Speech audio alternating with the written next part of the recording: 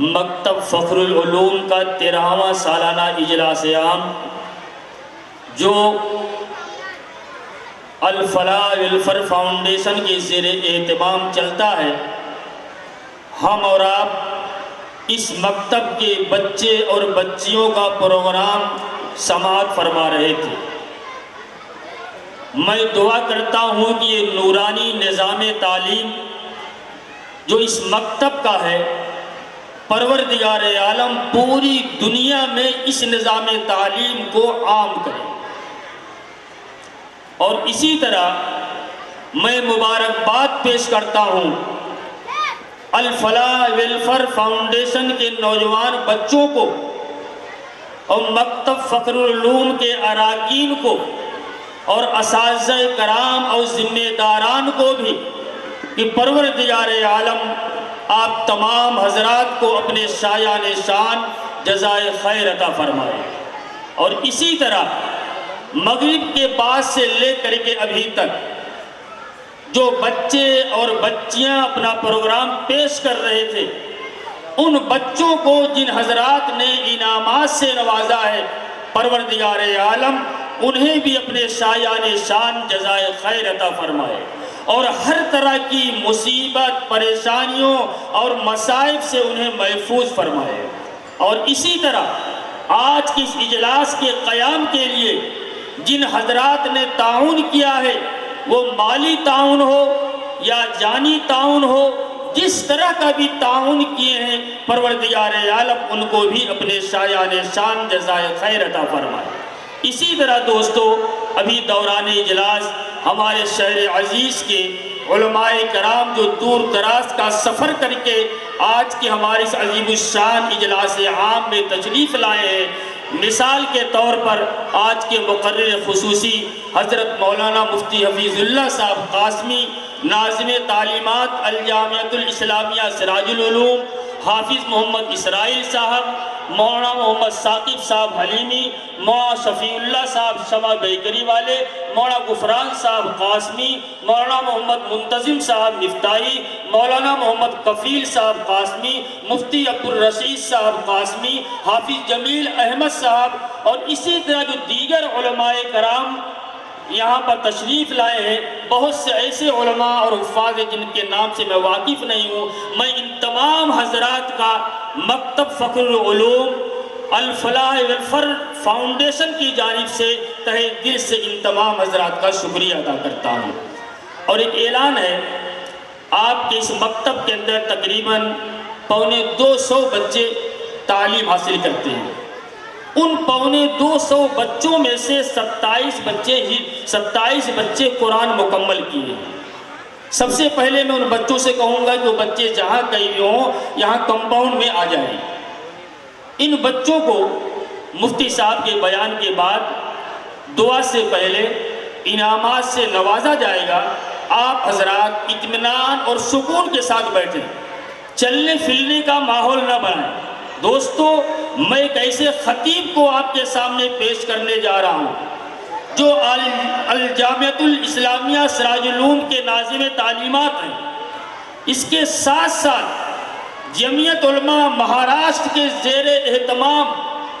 ملک اور قوم کی خدمت انجام دے رہے ہیں، جن کا بیان مدلل اور ٹھوس ہوتا ہے۔ اس سے میری مراد حضرت مولانا مفتی حفیظ اللہ صاحب قاسمی دعوت برکاتہم ہے۔ میں مفتی صاحب سے درخواست کرتا ہوں کہ مفتی صاحب تشریف لائیں اور اپنے بیان سے ہم سب کو الحمدللہ نحمده ونستعینه ونستغفره ونؤمن به ونتوکل علیہ ونعوذ باللہ من شرور انفسنا ومن سیئات اعمالنا من يهده الله فلا مضل له ومن يضلله فلا هادي له ونشهد ان لا اله الا الله وحده لا شريك له ونشهد ان سيدنا وسندنا وحبيبنا ومولانا محمدا عبده ورسوله صلی اللہ تعالی علیہ وسلم تسلیما کثیرا کثیرا۔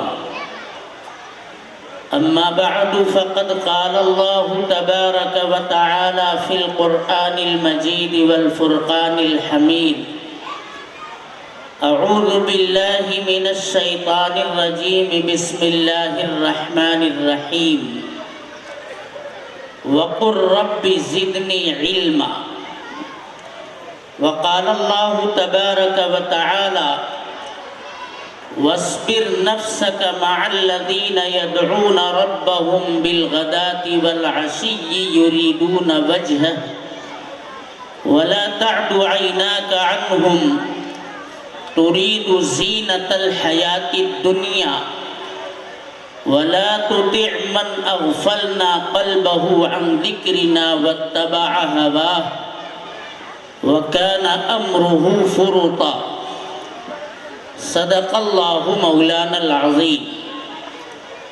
وقال النبي صلى الله عليه وسلم خيركم من تعلم القرآن وعلمه وقال عليه الصلاة والسلام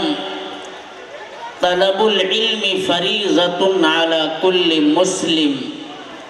أو كما قال عليه الصلاة والسلام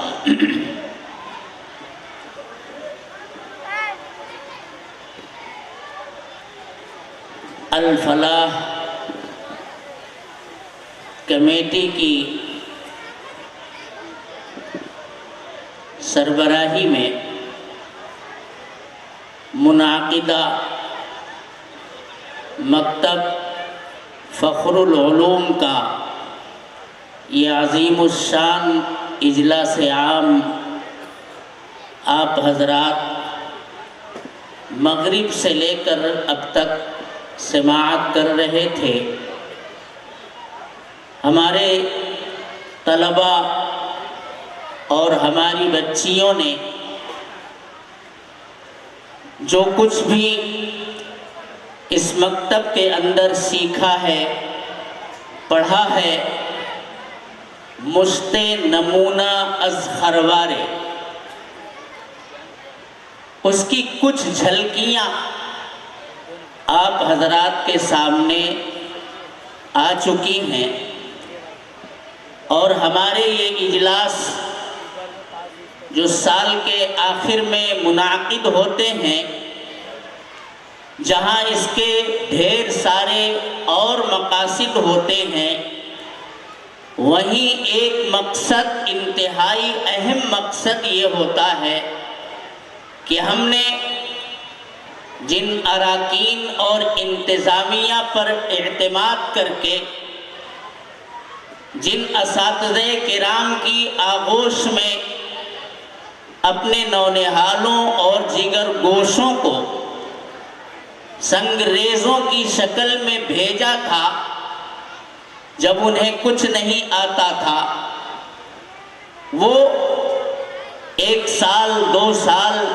5 سال گزرنے کے بعد انہیں کیسا نکھار کر کے، بنا کر کے، سنوار کر کے سماج کا حصہ بنانے کی کوشش کرتے ہیں، یہ دیکھ لیا جائے تاکہ آئندہ ہم اپنے بچوں کے بارے میں مطمئن رہ سکتے ہیں. ان کی تعلیم اور تربیت کے تعلق سے جو ہم نے خواب دیکھے تھے وہ شرمندہ تعبیر ہو رہے ہیں یا اس میں کوئی کمی ہے، کوتاہی ہے، کمزوری ہے، اساتذہ کرام کی طرف سے یا انتظامیہ کی طرف سے، یہ ایک اطمینان حاصل کرنے کے لیے بھی ہمارے پروگرام ہوا کرتے ہیں. آپ دیکھ رہے ہیں ہر چھوٹے بڑے مکتب میں، ہر مدرسے میں رجب المرجب اور شعبان المعظم کے اندر جلسوں اور پروگراموں کا ایک سلسلہ ہے جو چلتا رہتا ہے، اور الحمدللہ ان جلسوں کی خوب پذیرائی بھی ہوتی ہے. حضرت ناظم اجلاس ہمارے محترم دوست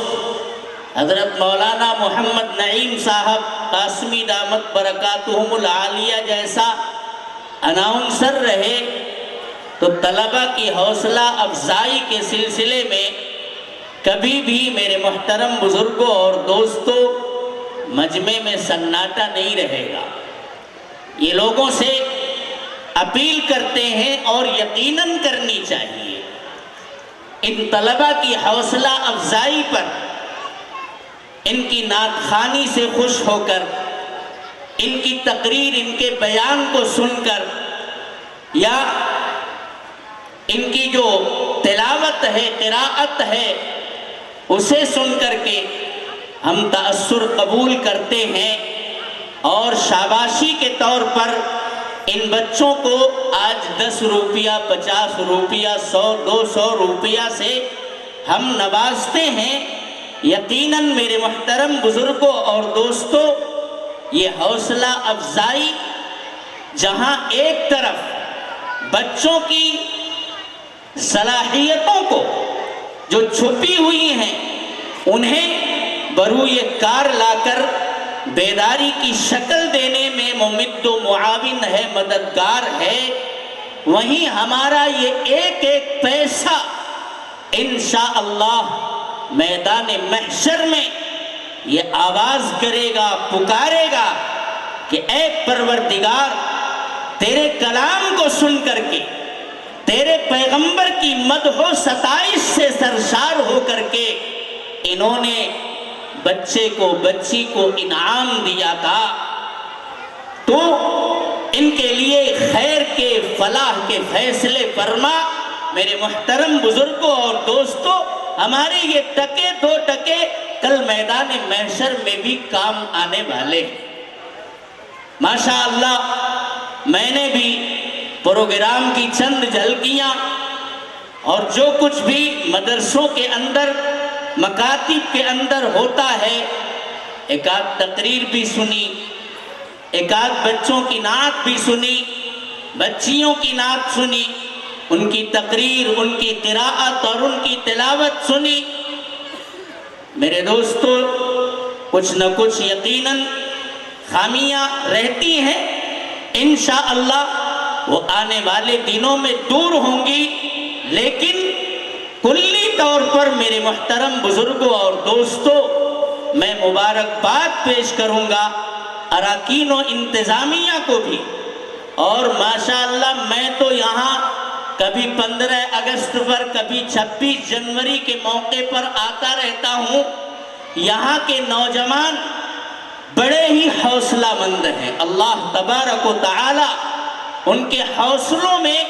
ईमानी हमीयत और इस्लामी गैरत अता फरमाए, और है भी यकीनन मजीद अल्लाह तबारक व तआला उसे परवान चढ़ाए। इस मकतब के ताल्लुक से, इस मस्जिद के तई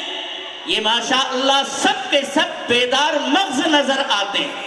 और ये बेदार मग़ज़ी ही मेरे दोस्तों उम्मत को आगे बढ़ाने के लिए हौसला देती है। और यहाँ के नौजवानों में मैंने बहुत हौसले देखे हैं। 26 जनवरी और 15 अगस्त के मौके पर मैं आता रहता हूँ। सारा निज़ाम माशाअल्लाह यहाँ का नौजवान तबका अपने हाथों में लेकर के रखता है। मैं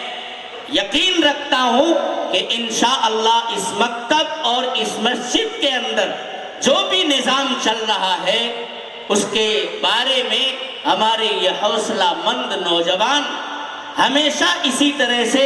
खड़े रहेंगे और इसको परवान चढ़ाने के लिए दामे, दिरमे, कदमे, सखुने, जिससे जो कुछ भी मुमकिन हो सकता है, इसी तरह से इंशाअल्लाह ये काम करते रहेंगे और काम आते रहेंगे। मिल्लत के नौनिहालों और जिगर गोशों को तराश खराश कर बनाने के लिए जो भी असबाब और वसाइल इस दारुल असबाब के अंदर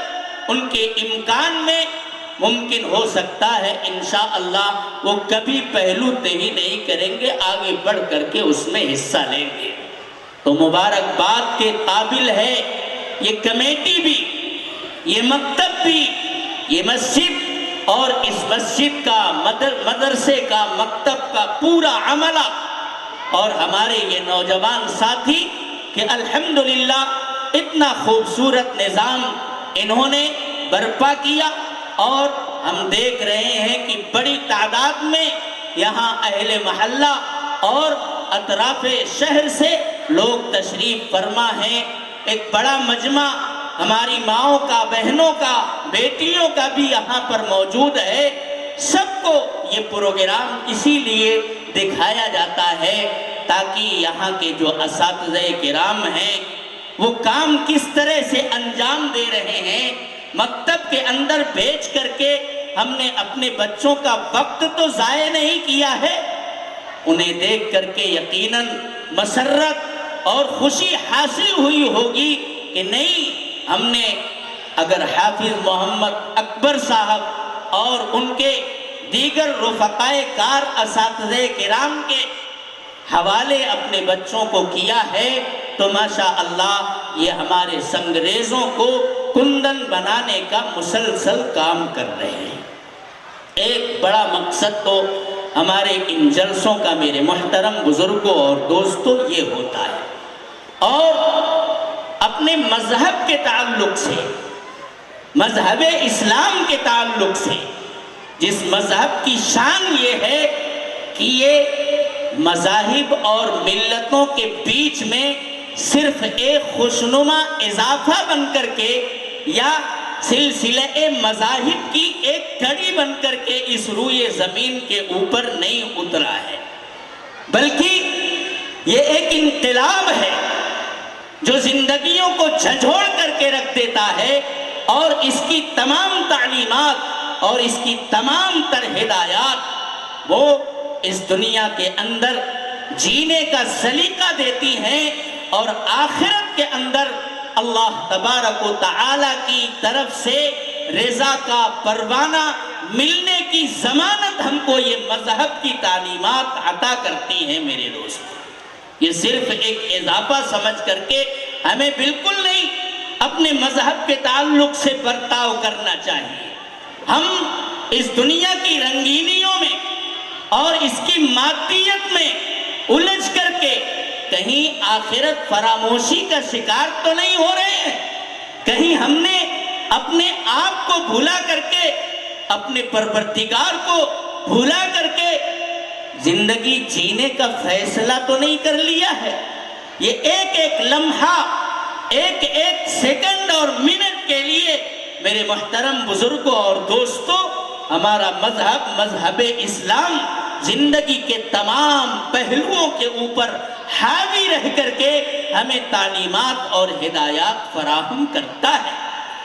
جناب محمد الرسول اللہ صلی اللہ علیہ وسلم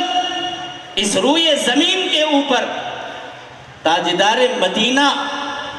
فخر موجودات، امام الاولین والآخرین،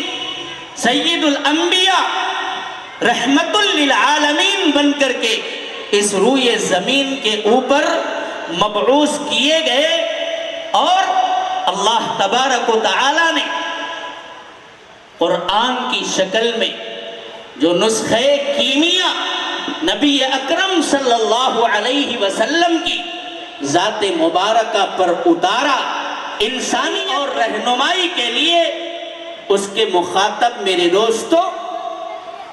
آپ دیکھیں گے کوئی خاص طبقہ نہیں ہے کہ آپ نے مزدوروں کو آواز دی ہو، یا صرف کاشتکاروں کو بلایا ہو، یا صرف کارخانے اور مل کے مالکوں کو آپ نے آواز دی ہو۔ قرآن کریم میرے دوستو تمام انسانیت کو ایک ساتھ مخاطب کر کے یہ کہتا ہے، یا ایھا الناس اتقوا ربکم الذی خلقکم والذین من قبلکم لعلکم تتقون۔ اے تمام انسانوں، تمام انسانیت کو قرآن اپنا مخاطب بناتا ہے کہ اس دنیا کو ہمیشہ ہمیش کی جگہ ہر قسمت سمجھنا۔ اللہ تبارک و تعالی نے اس روئے زمین کے اوپر انسانوں کو آزمائش کے لیے، امتحان کے لیے، ابتلا کے لیے بھیجا ہے۔ قرآن کہتا ہے تبارک الذی بیدہ الملک وہو علی کل شیء قدیر الذی خلق الموت والحیات لیبلوکم ایکم احسن عملا۔ اللہ تبارک و تعالی نے موت و حیات کو اپنے قبضے قدرت میں لے رکھا ہے، اور تمہاری حیات میں تمہیں اس روئے زمین کے اوپر پرکھنا چاہتا ہے کہ تم اللہ تبارک و تعالی کی مرضیات اور اس کی نامرضیات کا علم رکھ کر کے اس کی مرضیات پر چلتے اور نامرضیات سے بچتے ہو کہ نہیں بچتے ہو۔ اللہ تبارک و تعالی نے اس آزمائش گاہ کے اندر ہمیں یہ مقصد لے کر کے اس دنیا کے اندر برپا کیا ہے۔ جناب محمد الرسول اللہ صلی اللہ علیہ وسلم نے اس دنیا کی موجودہ کائنات کی بے وقعتی کو، اس کے عارضی ہونے کو مختلف انداز میں انسانیت کے سامنے بیانات رکھے ہیں، آپ کے ارشادات موجود ہیں۔ ایک موقع پر نبی اکرم صلی اللہ علیہ وسلم مدینہ المنورہ کی گلیوں سے گزرتے ہوئے جا رہے ہیں، اور گزرگاہ کے اوپر جہاں آبادی ختم ہوتی ہے، ہم اور آپ دیکھتے ہیں کہ کوڑا کرکٹ پھینکنے کی جگہیں، ہمارے گاؤں دیہاتوں میں اسے گھور کہا جاتا ہے، یہاں آپ اسے ڈمپنگ گراؤنڈ کہہ سکتے ہیں، جہاں گھر کے کوڑے کرکٹ لے جا کر کے پھینکے جاتے ہیں۔ نبی اکرم صلی اللہ علیہ وسلم گزرتے گزرتے جب اس گھور پر اور ڈمپنگ کی جگہ پر پہنچتے ہیں تو آپ صحابہ کرام کے ساتھ وہاں کھڑے ہو جاتے ہیں اور ارشاد فرماتے ہیں، من سرہ ان ينظر الى الدنیا بحذافیرها فلینظر الى هذه المزبلہ، کہ جس شخص کو، جس بندہ کو، جس بندی کو دنیا اپنی تمام تر لذتوں، مرغوبات، رعنائیوں اور رونقوں کے ساتھ اس کے انجام کو دیکھنا ہے تو آ کر کے وہ اس گھور کا مشاہدہ کر لے، اسے آ کر کے دیکھ لے۔ یہ جاکٹ ہم نے 1500 روپے کی خریدی ہے، ابھی یہ پہننے کے قابل ہے، ہم پہن رہے ہیں، لیکن اس کے اوپر ایک دن پوسیدگی آئے گی،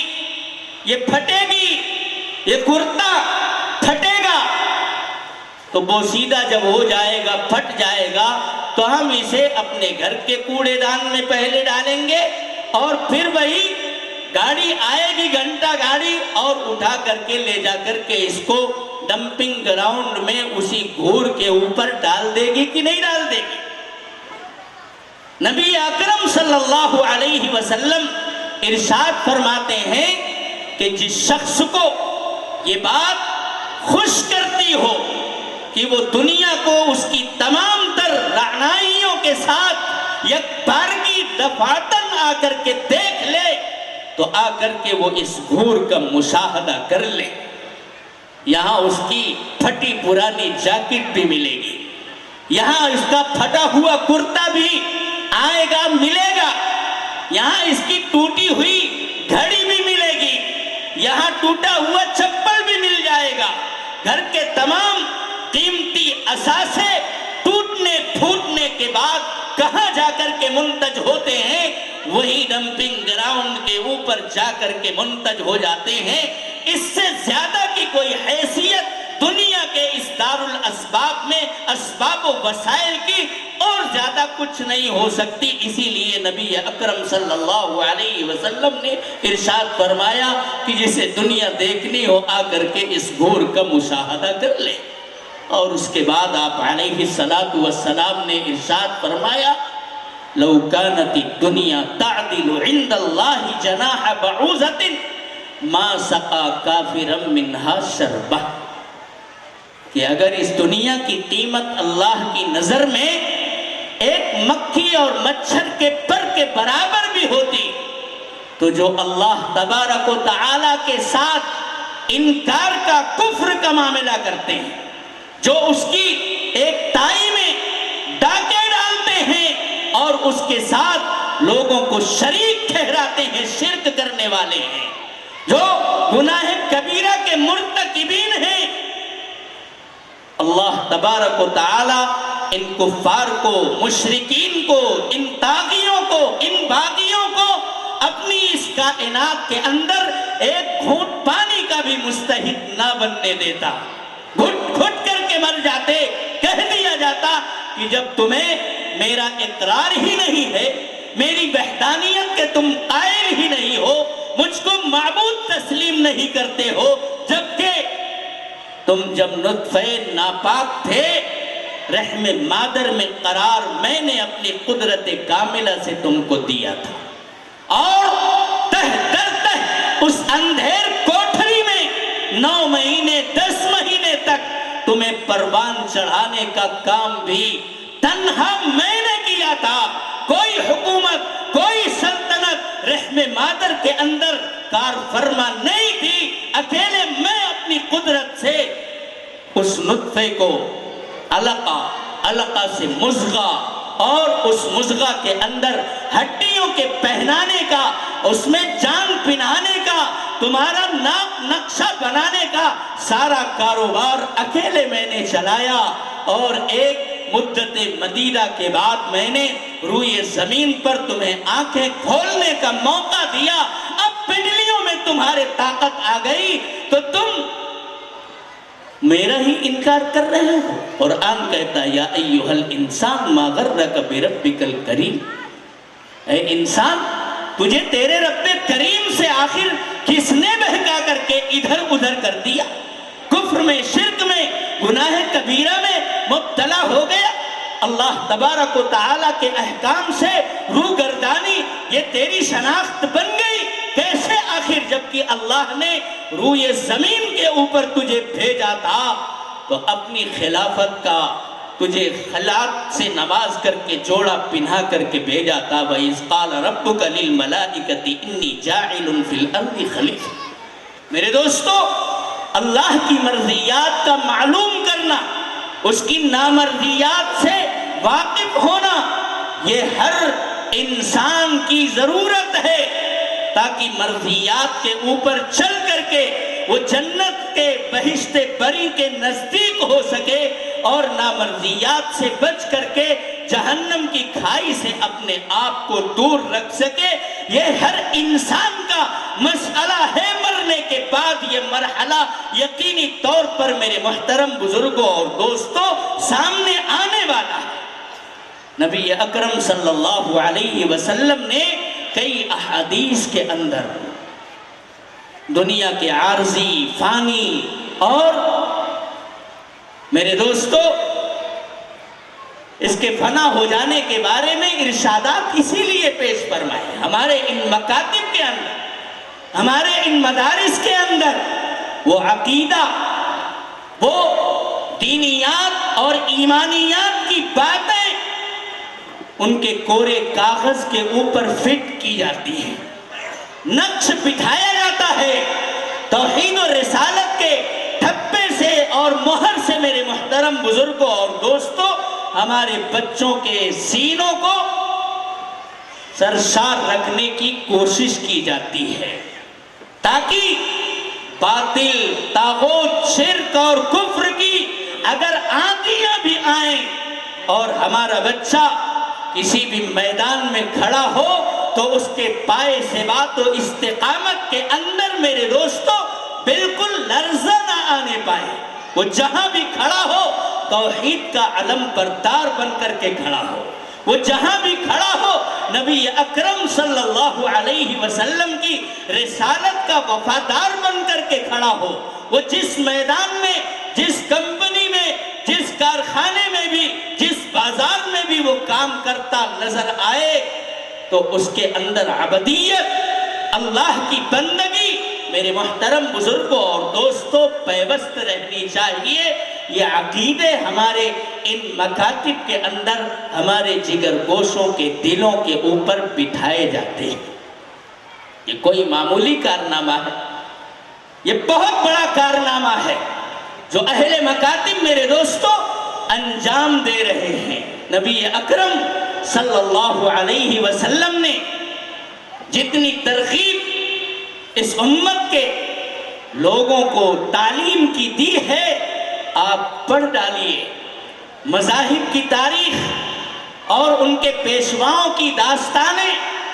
اتنی کثیر مقدار میں میرے دوستو، اتنا زیادہ کسی بھی دھرم اور مذہب کے اندر تعلیم اور تدریس کے تعلق سے لوگوں کو، اپنے ماننے والے نمائندوں کو اتنا زیادہ نہیں ابھارا گیا ہے۔ ہمیں یہ بچے بطور امانت اللہ تبارک و تعالی نے دیے ہیں، اور امانت کا حق ادا کرنے کا ہم سب کو پابند عہد کیا ہے۔ کیا ہم قرآن کے اندر سیدنا حضرت یعقوب علیہ السلام کا واقعہ جو پہلے ہی پارے کے اندر اللہ تبارک و تعالی کیا، اسے نہیں پڑھتے؟ ام کنتم شہداء اذ حضر یعقوب الموت اذ قال لبنیہ ما تعبدون من بعدی قالوا نعبد الہک و الہ آبائک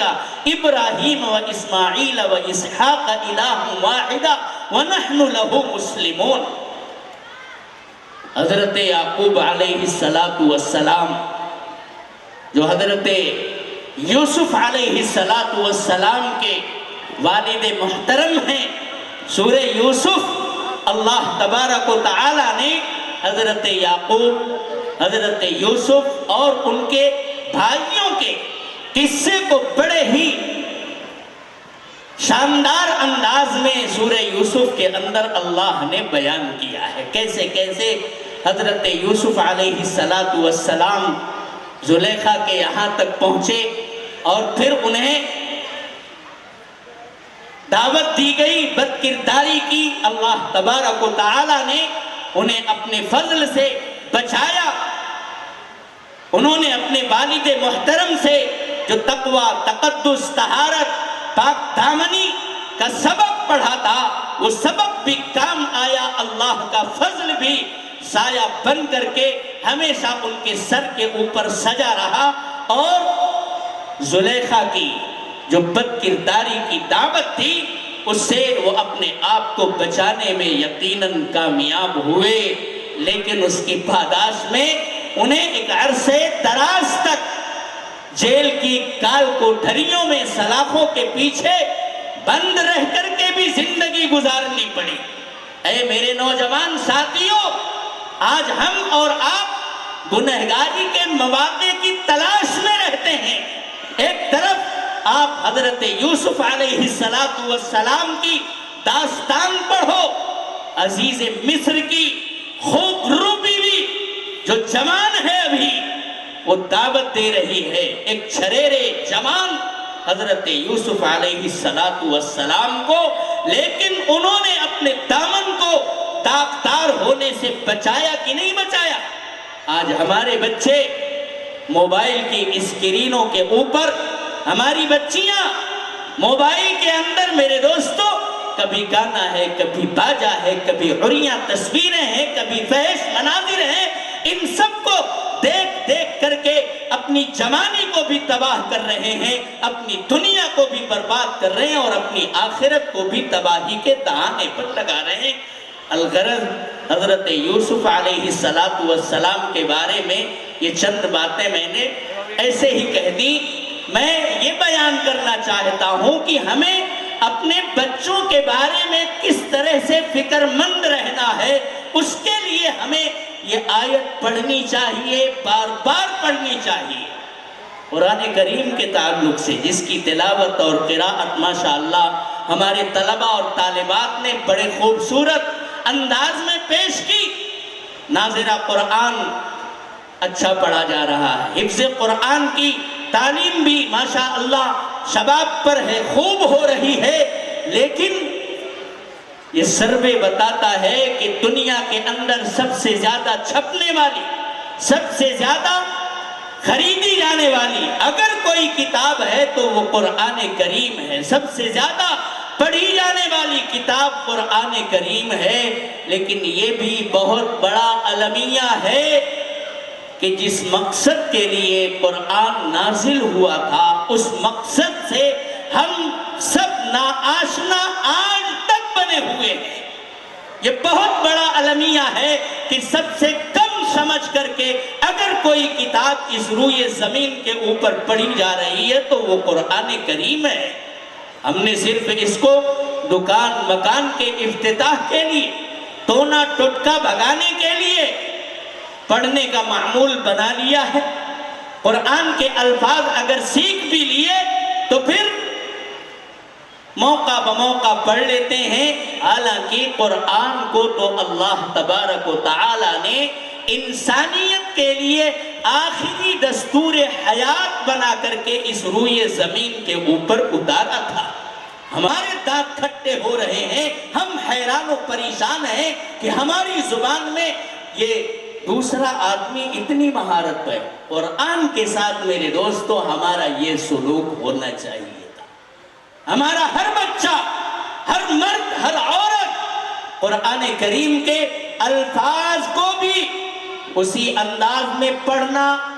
چاہتا، پڑھنے کی کوشش کرتا جس انداز میں اللہ تبارک و تعالی نے سیدنا جبرائیل علیہ السلام کو دے کر کے اللہ کے رسول پر بھیجا، اور پھر سیدنا جبرائیل نے اللہ کے رسول کو وہ انداز سکھلایا، وہ لب و لہجہ بتلایا، وہ صفات اور مخارج کی رعایت کے ساتھ کس طرح سے پڑھا جائے گا۔ اللہ کے رسول نے صحابہ اور صحابیات کو سکھایا، اور اسی طرح سے تسلسل کے ساتھ قرآن کریم آج تک پڑھا جا رہا ہے۔ آپ دنیا کے کسی بھی گوشے کے اندر جائیں، ان کی بولیاں کچھ بھی ہوں آپسی، لیکن جب قرآن کریم پڑھا جاتا ہے، آپ کسی بھی مسجد کے امام کے پیچھے امریکہ میں جائیں، عربستان میں جائیں، انگلستان میں جائیں،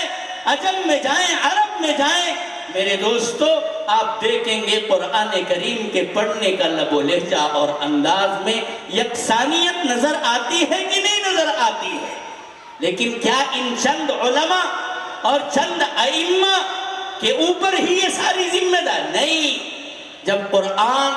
یہ وہ نسخہ کیمیا ہے جو انسان کو اس روئے زمین پر اللہ کی مرضیات اور نامرضیات سے واقفیت حاصل کرنے کے لیے اتارا گیا تھا، تو ہم سب کی میرے دوستو یہ ضرورت ہے کہ ہم قرآن کو، اس کے الفاظ کو بھی پڑھیں اور اس کے معانی کو بھی پڑھیں، لیکن جہاں الجھن پیدا ہو وہاں اپنی رائے کے گھوڑے ہرگز نہ دوڑائیں،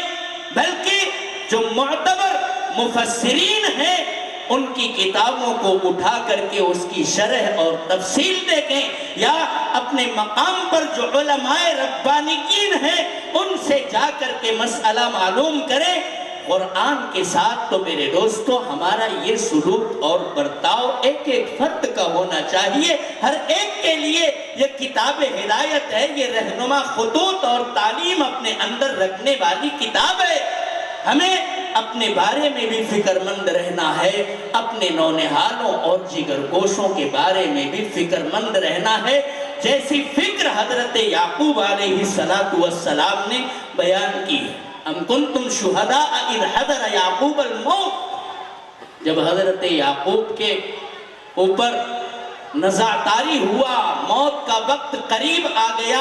اللہ تعالیٰ سوال کرتے ہیں کیا تم وہاں موجود تھے؟ اذ قال لبنیہ ما تعبدون من بعدی، انہوں نے اپنے تمام اولاد و احفاد کو اپنی چارپائی کے پاس بلایا، وہ تو صاحب فراش ہیں، سب کو بلا لیا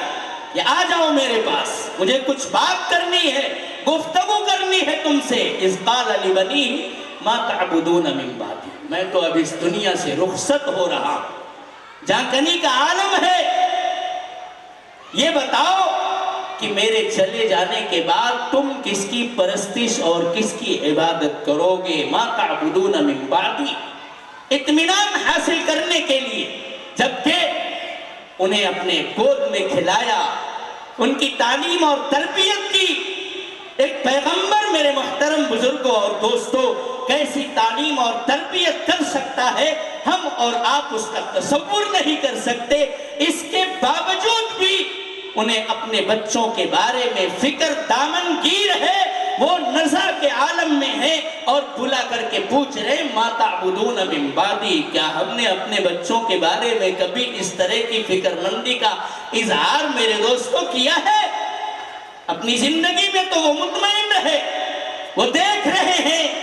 کہ اللہ کی طرف سے جب بھی پکار لگتی ہے تو لبیک کہہ کر کے تمام بچے ہمارے حاضر رہتے ہیں اللہ کی بارگاہ میں۔ اب ہم اس دنیا سے جا رہے ہیں، ایک مرتبہ اور اطمینان حاصل کر لیں۔ ما تعبدون من بعدی قالوا نعبد الہک و الہ آبائک ابراہیم و اسماعیل و اسحاق الہ واحدا۔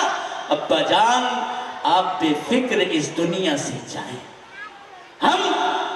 اسی پروردگار کی عبادت کے لیے ہمیشہ جھکے رہیں گے، سجدہ ریز رہیں گے، اسی کی مدح و ثنا میں ہم ہمیشہ رطب اللسان رہیں گے۔ آپ کو ہمارے بارے میں بھی فکر مند ہونے کی کوئی ضرورت نہیں ہے۔ میرے دوستو، ایک پیغمبر جب اپنی اولاد کے بارے میں پابند عہد ہے اور وہ اس عہد کا خیال کرتے ہوئے اپنے موت کے وقت میں ان سے بلا کر کے اطمینان لینا چاہتا ہے تو کیا ہم کو اور آپ کو جواب دہی کا احساس نہیں ہونا چاہیے؟ اسی احساس کو ہر زمانے میں بیدار رکھنے کے لیے میرے دوستو مختلف کام کیے گئے ہیں اور انہی کاموں کی یہ ایک کڑی مکاتب اور مدارس کا وجود بھی ہے۔ آپ کو میرے دوستو سن کر کے حیرانی ہوگی، آج تو ماشاء اللہ درجنوں بڑے بڑے اکابر علماء ہمارے سامنے یہاں موجود ہیں، نہ جانے کتنے حفاظ ہوں گے۔ ہمارے اسی ملک بھارت کے اوپر جب انگریزوں نے اپنے جبر و استبداد کا پنجہ مکمل گاڑ دیا تھا اور ان کے راستے میں اگر کوئی حائل تھا تو علماء امت ہی تھے۔ آپ ابتدائی تاریخ دیکھیے جنگ آزادی کی، حضرت شاہ ولی اللہ محدث دہلوی نور اللہ مرقدہ نے میرے دوستو انگریزوں کی آمد اور ان کے تسلط کے واقعات کو اپنی آنکھوں سے دیکھا تھا اور ان سے رہائی کس طرح ممکن ہو سکتی تھی انہوں نے اپنی کتابوں کے اندر وہ خطوط طے کر دیے تھے۔ اور پھر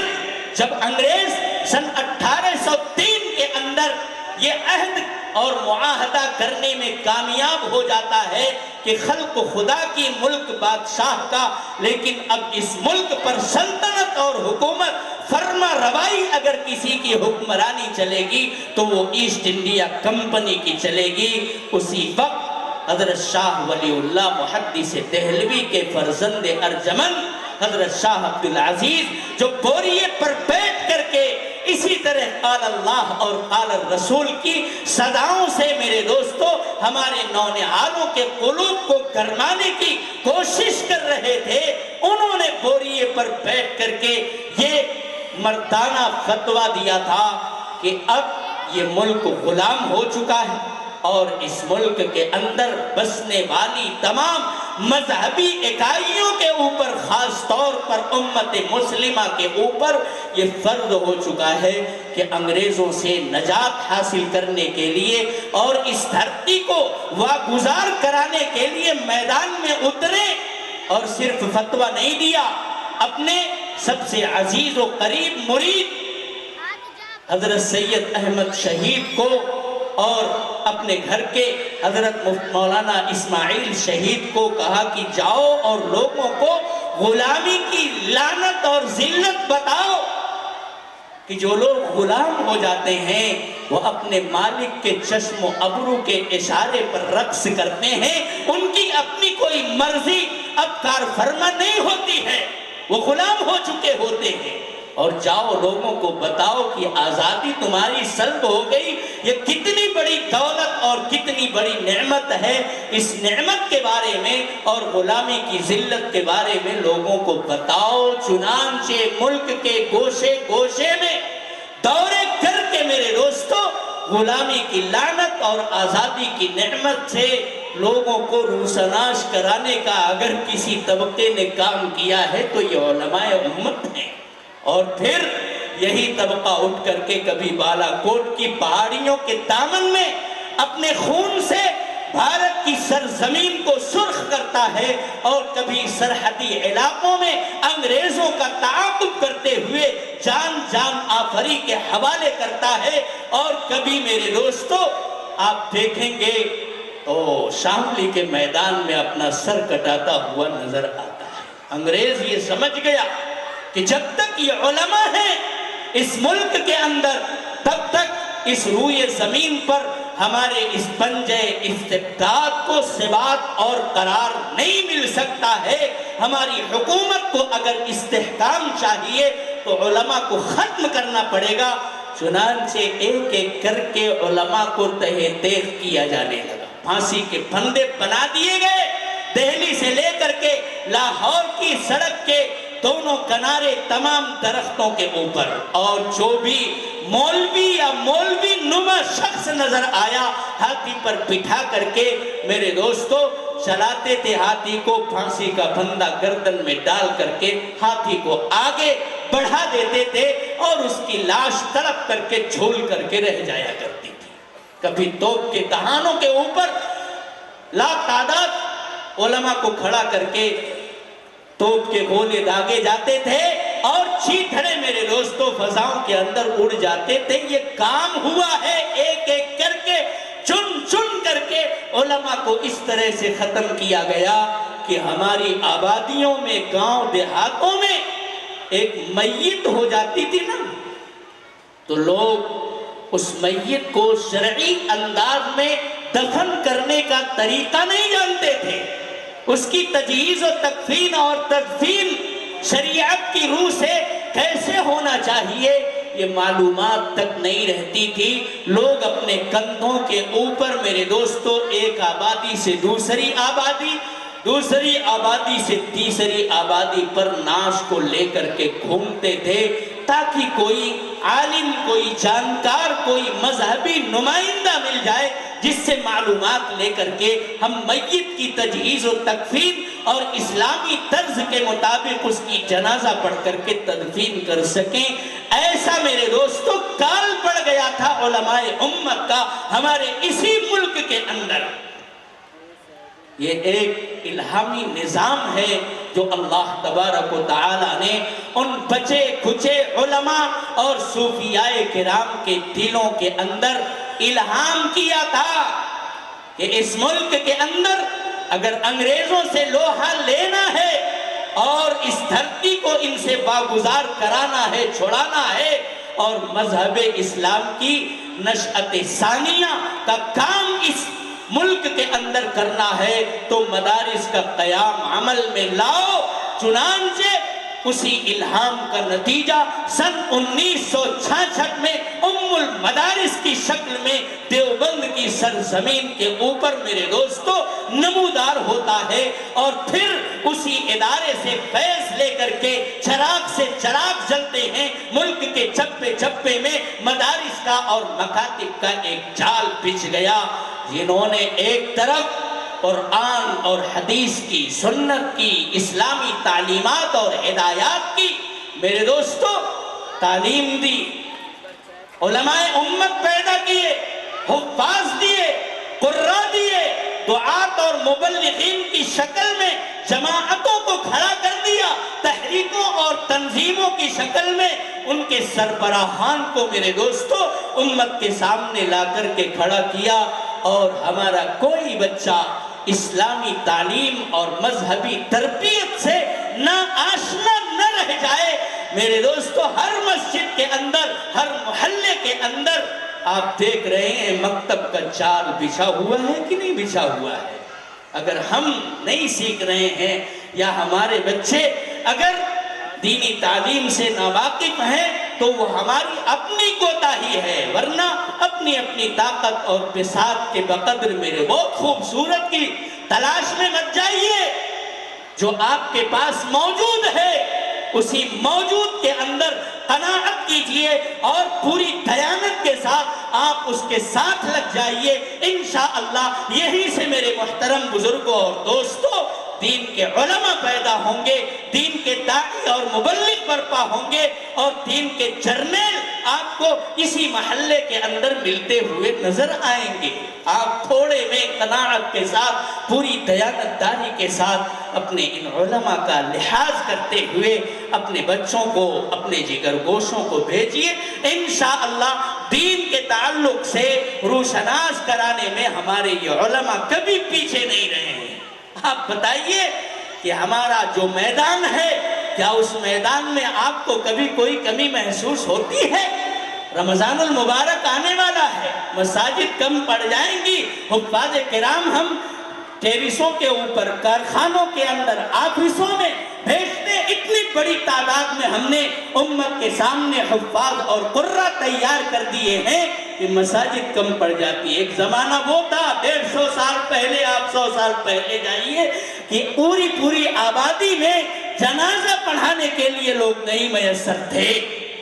کس طرح تجہیز و تکفین اور جنازے کی تدفین ہوگی یہ مسئلہ بتانے والا کوئی نہیں تھا. آج آپ کو اپنے شہر کے اندر سینکڑوں نہیں، 1000 سے اوپر علماء کرام، حفاظ اور قرہ میسر ہیں کہ نہیں میسر ہیں؟ یہ میرے دوستو علماء امت نے اپنا کام کیا ہے. امت کی بھی یہ ذمہ داری بنتی ہے کہ ان علماء کرام کے ساتھ، مدارس کے ساتھ، مکاتب کے ساتھ ہمیشہ معاونت کا، تعاون کا، ہمدردی کا، غمخواری کا برتاؤ کریں. حضور نے فرمایا کن عالما او متعلما او مستمعا او محبا ولا تکن الخامس فتہلک. عالم بننے کا موقع ہے، خود عالم بن جاؤ. نہیں بن سکے ابھی سے سیکھنا شروع کرو. عمر آڑے نہیں آنی چاہیے. پیغمبر کے زمانے میں صحابہ کرام بچے بھی تھے، بوڑھے بھی تھے، جوان بھی تھے، مرد بھی تھے، عورتیں، سب نے آ کر کے آپ کے سامنے زانوئے تلمس تہ کیا، قرآن سیکھا، دینی مسائل کو سیکھا، اور کوئی حجاب میرے دوستو کوئی رکاوٹ پیدا نہیں ہونے دی. کن عالما، موقع ہے خود عالم بنو، اور موقع ہے تو ابھی سے سیکھنا شروع کر دو. یا کم سے کم جو علماء کہتے ہیں ان کی بات کو دل کے کان سے سنو. عمل کی تنقید کرنے کی اور تبصرہ کرنے کی ان علماء امت کے اوپر کوئی ضرورت نہیں ہے. یہ مجال نہیں ہے ابھی کسی کی کہ علماء امت کے اوپر وہ انگشت نمائی کر سکیں. انہوں نے 10 سال ابجد کو سیکھا ہے اور اس کو کیسے جوڑا اور ملایا جاتا ہے، عربی زبان اس کی مہارت کیسے پیدا ہوتی ہے، اور مسائل کا استنباط قرآن اور حدیث سے کس طرح کیا جا سکتا ہے. انہوں نے چٹائیوں کے اوپر ایڑیاں رگڑ کر کے کبھی بھوک اور پیاس سے بھی نبردآزما ہوئے ہیں، کبھی مفلوق الحالی کا شکار ہوئے ہیں، لیکن قرآن کو اور سنت کو سیکھنے اور امت کے لیے مسائل کا استنباط کرنے کے لیے کبھی انہوں نے پہلو تہی نہیں کی. ان کی برابری اس میدان کے اندر کرنے کی کوئی ضرورت نہیں. ان العلماء ورثۃ الانبیاء، یہ علماء انبیاء کے وارث ہیں. وَإِنَّ الْأَنْبِيَاءَ لَمْ يُوَرِّثُوا دِينَارًا وَلَا دِرْهَمًا وَإِنَّمَا هُمْ وَرَّثُوا الْعِلْمَ فَمَنْ أَخَذَهُ أَخَذَ بِحَظٍّ وَافِرٍ. وہاں کیا سوغات ملتی ہے؟ علم الہی ملتا ہے، اور علوم الہیہ کی میرے دوستو ترویج و اشاعت میں اس امت کے علماء نے جتنے اپنے آپ کو کھپایا ہے، تمام ملتوں اور امتوں نے مل کر کے بھی، اور ان کے علماء نے اتنا اپنے آپ کو نہیں کھپایا ہے. اس لیے ان سے محبت کا برتاؤ کرو. آخری سطح اللہ کے رسول نے یہ بتائی ہے وَلَا تَكُنِ الْخَامِسِ، 5ویں نمبر پر مت چلے جانا. جو علماء پر صرف تنقید کرتے ہیں، انگشت نمائی کرتے ہیں، ان کی گرفت اور ان کے مواخذے کے پیچھے پڑے رہتے ہیں، بالکل میرے دوستو یہ نہیں ہونا. آپ محبت کے ساتھ مل کر کے اگر کوئی کمی کوتاہی ہے، مل بیٹھ کر کے اسے حل کر لیں، دور کر لیں، انہیں ان کا مقام اور مرتبہ دیں، اور ان کے لیے جو بھی آپ سے ممکن ہو سکتا ہے محبت کا برتاؤ کرنے کی کوشش کریں. انشاءاللہ یہ سب چیزیں قبر میں محشر میں کام آئیں گی. اللہ تبارک و تعالی ہم سب کو خود قرآن کریم سے گہرا شغف عطا فرمائے. شہر رمضان الذی انزل فیہ القرآن، رمضان آنے والا جس میں قرآن نازل ہونا شروع ہوا. قرآن کے ساتھ ابھی سے گہرا ربط بنا لیجئے میرے دوستو. یہ کتاب ہدایت ہے، اور اسی قرآن کے ناظرے کو، اس کے معانی کو، تراجم کو سیکھنے کے لیے ہم اپنے بچے کو، اپنی بچی کو مکتب میں بھیجتے ہیں. بڑے ہو کر کے یہ مدارس کا رخ کرتے ہیں اور علوم الہیہ سے اپنے آپ کو مالا مال کرتے ہیں. اللہ تعالیٰ اس اجلاس کو بے انتہا قبول فرمائے، اور الفلاح ٹرسٹ کے تحت جو یہ مسجد اور مکتب کا نظام چل رہا ہے، اللہ تعالیٰ اس کی ضروریات کا اپنے خزانے غیب سے تکفل فرمائے، اور ہمارے جگر گوشوں کے ساتھ ہم جو ہمدردی کا برتاؤ رکھتے ہیں آخرت کے تعلق سے، ہمیشہ ان کے بارے میں ہم سب کو فکر مند اللہ تبارک و تعالی بنائے رکھے. اس اجلاس کے انعقاد میں دامے درمے قدم سخنے جن بزرگوں نے حصہ لیا ہے، اور میں خاص طور پر شکریہ ادا کروں گا اپنے محترم دوست حضرت مولانا غفران احمد صاحب قاسمی دامت برکاتہم کا، جن کا عمل دخل یقیناً فخر العلوم مسجد اور مکتب اور ساتھیوں کے ساتھ ہے، جنہوں نے یہاں چند منٹ کچھ کہنے سننے کا مجھے موقع فراہم کیا. رمضان المبارک آ رہا ہے میرے دوستو، نیکیوں میں اضافہ کرتے چلیں تاکہ رمضان میں جب اللہ کی رحمت اور برکت موسلادھار بارش کی طرح برسے تو اول پہلا میں ہم اس کی رحمت اور مغفرت کے مستحق بن سکیں. حضور کا چھوٹا سا ارشاد ہے، جب رمضان آتا تھا تو آپ لوگوں سے سوال کرتے تھے ماذا یستقبلکم، جانتے ہو کون تمہارا استقبال کر رہا؟ وَتَسْتَقْبِلُونَ، اور تم کس کا استقبال کر رہے؟ یہ رمضان المبارک، ان اللہ یغفر فی اول لیلۃ من رمضان لکل اہل هذه القبلہ. یہ وہ ماہ مبارک ہے کہ اللہ تبارک و تعالی اس ماہ مبارک کی پہلی ہی شب میں تمام اہل قبلہ کی، لیکن جو فرما بردار ہیں، اللہ کے مطیع ہیں، اس کی مرضیات پر چلنے والے ہیں، اللہ تعالیٰ اپنی رحمت سے ان سب کی مغفرت فرما دیتا ہے. اللہ سے دعا ہے کہ اللہ تعالیٰ اس اجلاس کو بے انتہا قبول فرمائے. وآخر دعوانا ان الحمدللہ رب. جزاکم اللہ خیر. دوستو یہ تھے حضرت مولانا مفتی حفیظ اللہ صاحب قاسمی، ناظم تعلیمات الجامعۃ اسلامیہ سراج العلوم، جن کے علمی اور قیمتی خطاب سے اب تک مستفیض ہو رہے تھے. اللہ ہم سب کو باتوں پر عمل کرنے کی توفیق عطا فرمائے. میں نے آپ کو بتلایا تھا کہ حافظ محمد اکبر صاحب نے مجھ کو بتلایا کہ آپ اس مکتب میں تقریباً 250 بچے پڑھتے ہیں، ان میں سے 27 بچوں نے قرآن مکمل کیا ہے. ان بچوں کو انعام سے نوازا جا رہا ہے. عمیرہ محمد تمیز آ جائے، گلفشا محمد ثابت، ترنم عبدالرؤف، شفا تبریز احمد، ادیبہ عبدالحق، زہا ابواللیث، حرہ محمد عمران، کلثوم محمد اسلم، احمد عبدالرحمن، سلیم محمد شمیم، اقدس نثار احمد، حلیمہ نثار احمد، فاطمہ محمد امتیاز، مصباح محمد نفیس، سارہ عبدالرحمن، شمع نثار احمد، فاطمہ محمد شاہد، سمیہ محمد جہانگیر، علیقہ محمد صغیر، فاطمہ محمد شفوار، علیزہ محمد سراج، رخسار محمد اسلام، عثمان محمد طارق، فضیل فخر الدین، ایان محمد عمران، سمیع اللہ محمد اسلم، عرفات محمد شفیق. دوستو ایک بار پھر میں الفلاح کے نوجوان بچوں کو مبارکباد پیش کرتا ہوں اور دعا کرتا ہوں کہ پروردگار عالم آپ تمام حضرات کو جزائے خیر عطا فرمائے اپنے شایان شان. اسی طرح جن حضرات نے آج کی عظیم الشان اجلاس عام میں تعاون کیا ہے، پروردگار عالم ان کو بھی اپنے شایان شان جزائے خیر عطا فرمائے. محمد وعلی آل سیدنا و مولانا محمد مبارک وسلم. ربنا ظلمنا انفسنا وان لم تغفر لنا وترحمنا لنكونن من الخاسرين ربنا لا تزغ قلوبنا بعد إذ هديتنا وهب لنا من لدنك رحمة إنك أنت الوهاب ربنا اغفر لنا ولإخواننا الذين سبقونا بالإيمان ولا تجعل في قلوبنا غلا للذين آمنوا ربنا إنك رؤوف رحيم ربنا هب لنا من أزواجنا وذرياتنا قرة أعين واجعلنا للمتقين إماما ربنا آتنا في الدنيا حسنة وفي الآخرة حسنة وقنا عذاب النار لا إله إلا الله الحليم الكريم سبحان الله رب العرش العظيم نسألك موجبات رحمتك وعزائم مغفرتك والغنيمة من كل بر والسلامة من كل إثم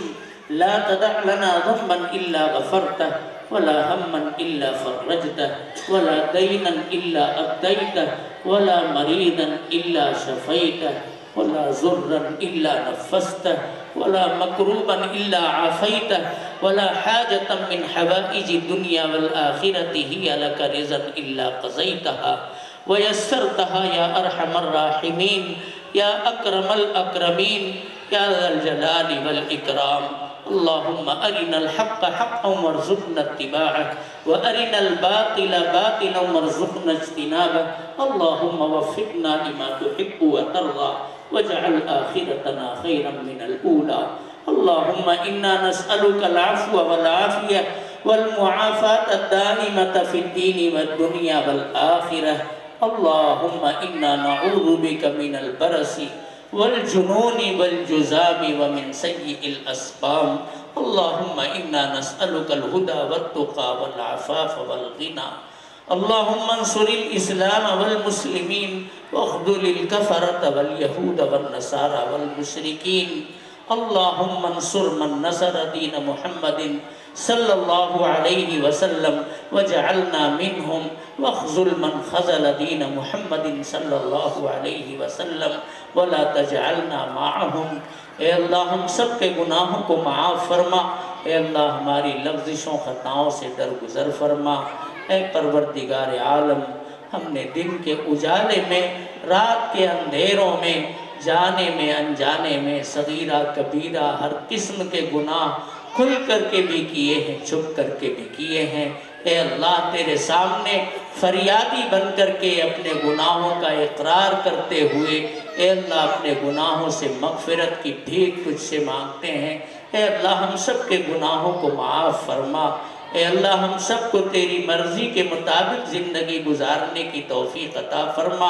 اے اللہ رسول اللہ کے اسوہ پر آپ کی سیرت اور سنت کے مطابق اے اللہ چلنے کی زندگی گزارنے کی ہم سب کو توفیق عطا فرما اے اللہ اس مکتب کو بے انتہا قبول فرما اے اللہ الفلاح کمیٹی کے نوجوان ساتھیوں کی خدمات کو قبول فرما اے اللہ اس مکتب کے اندر پڑھانے والے اساتذہ کی خدمات کو قبول فرما اے اللہ پڑھنے والوں کو قبول فرما تعاون کرنے والوں کو قبول فرما محبت کی نگاہ سے اے اللہ دیکھنے والوں کو قبول فرما اے اللہ ہمارے نوجوانوں کے اندر دینی غیرت اور حمیت پیدا فرما ہماری بچیوں میں عفت اور پاک دامنی اے اللہ ان کی سرشت اور فطرت کے اندر پیوست فرما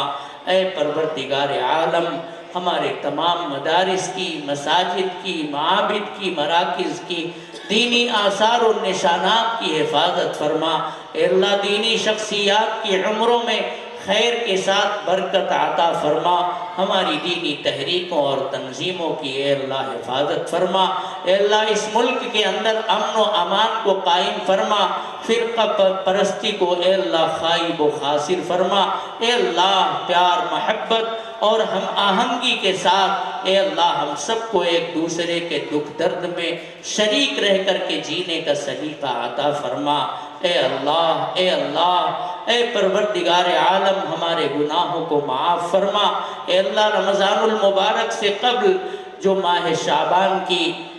راتیں جو دن بچے ہوئے ہیں اے اللہ ان کی خوب خوب قدردانی کی توفیق عطا فرما، اور محض اپنے فضل سے اپنے کرم سے رمضان المبارک کی بابرکت ساعتوں میں اے اللہ ہم سب کو خیر و سلامتی کے ساتھ پہنچا دے۔ اے اللہ، اے پروردگار عالم، ہمارے نوجوانوں کو روزہ رکھنے کی توفیق عطا فرما، تراویح کے پڑھنے کی توفیق عطا فرما، نوافل ذکر اور تلاوت سے اے اللہ سب کو لذت آشنا بنا۔ اے پروردگار عالم، ہم سب کو نیکیوں کی طرف دوڑ کرنے والا بنا، برائیوں سے اے اللہ اپنے فضل سے ہم سب کو بچا لے۔ اے اللہ، اس مکتب کو اور اس مسجد کو اور اس کے تمام کارپردازوں کو اے اللہ بے انتہا قبول فرما۔ اے اللہ، یہاں آنے والے تمام لوگ تیرے سامنے فریادی بن کر کے اے اللہ نہ جانے ان کے دلوں میں کیا کیا جائز تمنائیں اور مرادیں ہوں گی۔ اے پروردگار عالم، اس نورانی اور روحانی قرآنی اور عرفانی اجلاس کی برکت سے تمام لوگوں کی جائز تمناؤں کو مرادوں کو پورا فرما، جو بیمار ہیں انہیں شفا عطا فرما، جو پریشان حال ہیں ان کی پریشانیوں کو دور فرما۔ اے پروردگار عالم، جو مانگا وہ بھی عطا فرما، جو مانگنا چاہیے تھا نہیں مانگ سکے اپنے فضل سے عطا فرما۔ اے اللہ، ہمیں تو مانگنا بھی نہیں آتا، مانگنے کا سلیقہ عطا فرما۔ اے اللہ، تو داتا ہے، دینے کو پسند کرتا ہے، ہماری تمام ضرورتوں سے تو خوب واقف ہے۔ اے اللہ تو بن مانگے عطا فرما۔ اے اللہ، ہم سے جن لوگوں نے بھی دعاؤں کے لیے کہا ہے یا لکھا ہے یا میسج کیا ہے یا ان کا ہم پر حق ہے، ہمارے اور ان کے اور تمام مسلمانوں کے جائز مقاصد پورے فرما۔ اللہم انا نسألک خیر ما سألک نبیک محمد صلی اللہ علیہ وسلم ونعوذ بک من شر ما استعاذک منہ نبیک محمد صلی اللہ علیہ وسلم وانت المستعان وعلیک البلاغ ولا حول ولا قوة الا باللہ۔ ربنا تقبل منا انک انت السمیع العلیم وتب علینا انک انت التواب الرحیم، وصلی اللہ تعالی علی خیر خلقہ محمد وعلی آلہ واصحابہ وازواجہ وذریاتہ واہل بیتہ اجمعین، آمین برحمتک یا ارحم الراحمین۔ ماشاءاللہ، ہمارے شکیل بھائی سے کون ناواقف ہے؟ یہ ہیں تو بھیونڈی شہر میں رہتے، لیکن صوبے کے اندر کیا ملک کے اندر بڑی بڑی شخصیات ان سے واقف ہے۔ ہم لوگ ہنسی میں انہیں شیخ الحدیث بھی کہا کرتے ہیں۔ یہ موقع کی مناسبت سے بہت اچھی اور نصیحت آموز کتابیں لے آتے ہیں۔ آج انہوں نے گھر جنت کیسے بنے، گھر کو جنت بنانے کے نسخے اس کتاب کے اندر لکھے ہوئے ہیں۔ ہمارے گھروں میں خلفشار ہے، انتشار ہے، نزاع ہے، لڑائی جھگڑا، باپ بیٹے سے شکوہ کرتا ہے، بیٹا باپ سے شکایت کرتا ہے، تو گھر کو کس طرح سے جنت بنانا ہے، یہ حضرت مولانا پیر ذوالفقار احمد نقشبندی دامت برکاتہم العالیہ کی کتاب ہے، ان کے افادات ہیں جو اس کتاب میں جمع کیے گئے ہیں۔ آپ حضرات اپنے گھروں کو جنت بنانے کے لیے ضرور اسے خریدیں، اور گھریلو جھگڑوں سے نجات، دونوں ایک دوسرے سے ملتی جلتی ہیں۔ یہ بھی پیر صاحب کی نہایت تجربہ کار اپنے تجربات کی روشنی میں حضرت مولانا ذوالفقار احمد صاحب نقشبندی کے بیانات اس میں بھی جمع ہیں۔ آپ شکیل صاحب سے اسٹیج کے اوپر قیمتاً اسے ضرور حاصل کرتے ہوئے جائیں، یہ ہر گھر کے لیے انتہائی مفید کتاب ہے۔ آ جائیں بھائی، شکیل صاحب آپ کے منتظر ہیں۔ میرا دل بدل دے، میرا دل بدل دے، میرا دل بدل دے، میرا دل بدل دے، میرا دل بدل دے، میرا دل بدل دے، میرا دل بدل دے، میرا غفلت میں ڈوبا دل بدل دے، میرا غفلت میں ڈوبا دل بدل دے، ہوا و حرص والا دل بدل دے، میرا غفلت میں ڈوبا دل بدل دے، خدایا فضل فرما دل بدل دے۔